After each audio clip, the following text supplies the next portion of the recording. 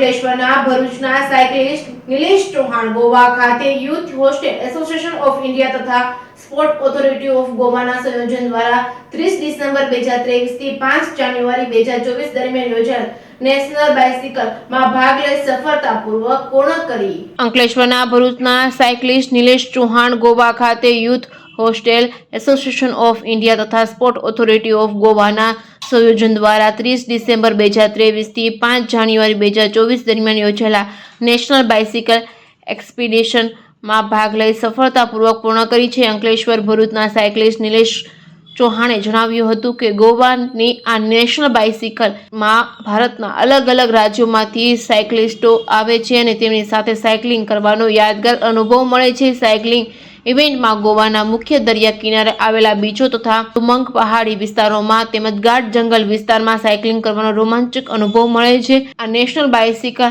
Expedition સફળતાપૂર્વક પૂર્ણ કરનાર સાયકલિસ્ટને યુથ હોસ્ટેલ ઓફ ઇન્ડિયા તરફથી પ્રોત્સાહિત કરવામાં સર્ટિફિકેટ પણ આપવામાં આવે છે। આ ઉપરાંત નિલેશ ચૌહાણે 7 જાન્યુઆરી 2024ના દિવસે આઈ હેલ્પ ફાઉન્ડેશન દ્વારા ગોવા ખાતે યોજાયેલ મેરેથોન દોડમાં પણ ભાગ લીધો હતો અને ગોવા ખાતે રનિંગ મેડલ તથા સર્ટિફિકેટ મેળવ્યું હતું। Reporting by Ketan Mehta, Bharuch.